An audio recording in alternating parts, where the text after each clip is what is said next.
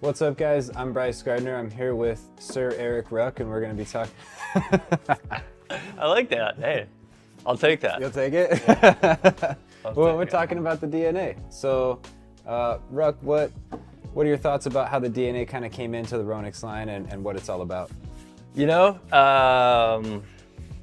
there's always a great yin to the yang for great boards, and I feel like the Atlantic was really kind of reinvented our surf line, and then it needed its yang. Mm-hmm. So the DNA is, kind of the counterpoint to the Atlantic, and the Atlantic had great success, so we needed to kind of, fill that spot and give it its counterpoint and build off it a little bit. Exactly. Build off into this new surf Ronix world that the Atlantic kicked off. But one of the things that I think is just amazing is, Atlantic, traditional surf style, side cut, generating speed. For me, I'm definitely always loved a longboard feel, and I love the fact of the DNA having, less side cut, more volume, and I'm able to walk around on it, move my weight over the front of the board without sinking it, and, sitting a little higher on the water. Mm-hmm.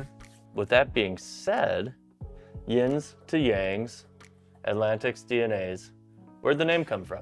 Yeah, with the DNA name, it really came down to focusing on the nucleus of Ronix and also the core of wake surfing, and focusing on the performance aspects of wake surfing and trying to progress our line and our shapes to riders and people that want to push the sport and push what's possible trick-wise on a wake surfer and how big you can go wake surfing. But I think the name was really about performance and then stripping everything down and just focusing on the core of wake surfing with the DNA. So you're saying the DNA is the building blocks. Building block, core, yeah, whatever you want to call it. I think that the DNA really is that board that's really for that person that wants a competition style wake surfer and wants to progress their surf style tricks. On that note right there, let's keep that rolling, because we talked about, who the Atlantic was for, and we're talking about the yin to the yang. What surf style rider is the DNA more geared for? The DNA, I've always felt like the DNA is for the rider that wants to boost up and do big airs, shoves. The shape is pretty symmetrical. The rails are pretty parallel. There's not a whole lot of arc coming up into the tip. And for that, it rides really good coming off a shove and riding revert and all that. I think the DNA is for that trick-oriented wake surfer, maybe wants a wider tail with more push in the pocket. The boards are similar, like we were talking about. Both those boards have that sharper rail in the tail and that rounder, floatier front foot. For me, riding the Atlantic, I'm looking for a little bit more of a arc to my turn. On the DNA, I'm looking for more of a straight coming right at the boat so I can build my speed up more and go up in the air or float a little bit more relative to the Atlantic, which is going to really dig in and cut more into the wave. Right. And you have that, extra buoyancy in the front of the board, so you can get your weight a little bit more forward. You don't have to ride it as back foot heavy, so you can kind of, walk on it and have that little bit of versatility when it comes to riding it like a longboard or a traditional wake surfer. Yeah, and I think the rider that's looking for like doing tricks and doing more of those shoves and throwing the board up in the air and that sort of thing is looking for that forgiveness feel that you're getting with less side cut. Exactly. Let's talked about kind of side cuts and all that type of stuff. Let's talk about some more of the features of the DNA. Yeah, it's got a wide profile. It gives you a really good platform for getting up in the air. Those blended rails like we were talking about. The difference between the Atlantic and DNA is it's a slightly different concave on the bottom of the board.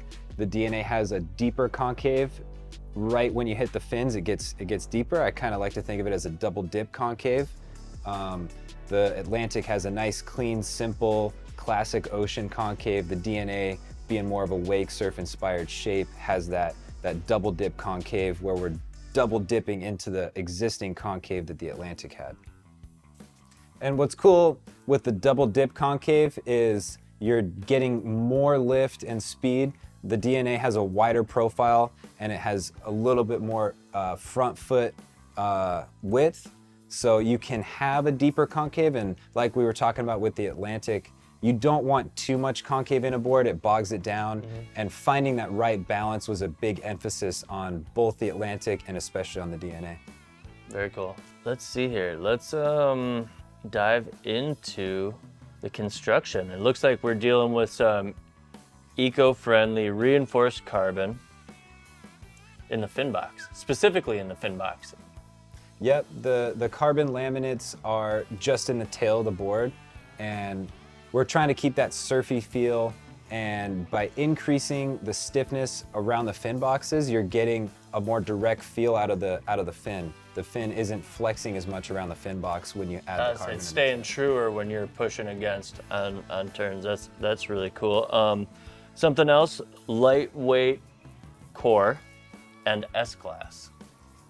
Yeah, for sure. The core is an EPS core, and the S-Glass has that S-weave to it. It's the only board in the Ronix line that has S-Glass, and there's certain benefits to having an S-Glass weave to a board. Traditional fiberglass is woven differently than S-Glass, and basically what you're looking for with S-Glass is just increasing the liveliness of the board and the flex with the S.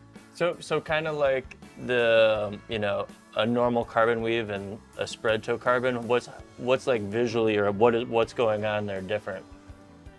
Yeah, I mean, what's cool about S-Glass is you're getting that reactive feel of carbon fiber without losing that surf ocean feel of a traditional fiberglass. An important part of wake surfers are the fins. Totally, yeah, the DNA has a unique set of fins called flow-through fins. They're slotted down the middle and they kind of weave left and right, almost like a DNA strand. And what's cool about flow-through fins is you're getting the sensation of flooring a car without spinning the tires. So you're getting tons of speed, reduced drag without reducing the grip. Yeah. And I think they're a great complement to the DNA rider because they're increasing the performance for that competition style rider. I really also like how pivoty and how they release. I mean, they're there when you need them, and when you're laying into a turn, you can rely on them, dig against them, and push, but then they also release so effortlessly, and I feel like I like a board that, I was talking about being able to walk to the front of the board a little bit, and I like if you're at the front of the board, you can kind of loosen it up, and I feel like that complements that feeling just perfectly. Back foot right in between the pads, front foot right up on the edge of the front pad. You can kind of roll that board a little bit. Exactly. Right on. Love that. Well, yeah, I mean, the DNA's got tons of sizes. What are you thinking, Ruck? What's your size of choice? Me, we got a 4.2, we got a 4.5, and we got a 4.8. And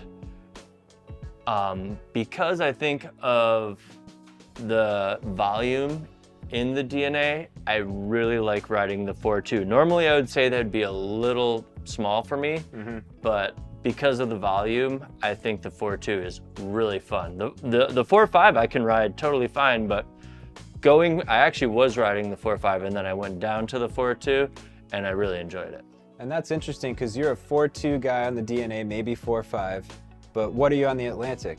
On the Atlantic with, more of the side cut, more of the power from the back. I'm looking at more of the 4.9 is where I'm sitting. So pretty interesting. I can ride a 4.2 DNA and then ride a 4.9 on the Atlantic. Yeah, I mean, feeling-wise, Ruck, boost power, riding deeper in the pocket of the wave, like what do you feel is cool about the way that the DNA rides?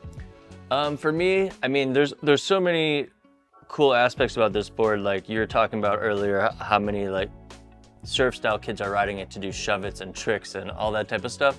I'm riding it more because I like the buoyancy and I like the volume in the nose, and I like being able to be mobile on the board. I want to adjust my weight while I'm riding it so I'm not just kind of staying in one position on the board. I like getting my weight up front when I'm far back on the wave. Instead of pumping the board, I'm more adjusting my weight on the board. So I drop back, I move forward.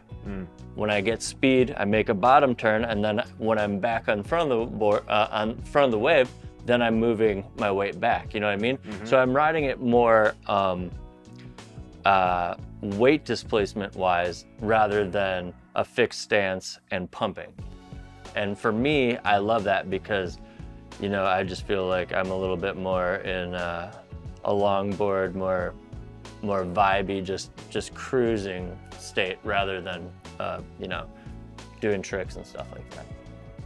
So coming off the tail end of the feeling and some of the things we were talking about buoyancy and, you know, weight displacement and how this thing overall really feels, one thing that's insanely cool about this board is that because of the volume, if you're a bigger guy, if you're riding behind a smaller wave, you're dialed. This is a small wave shredder, and No, it's a great point. Yeah.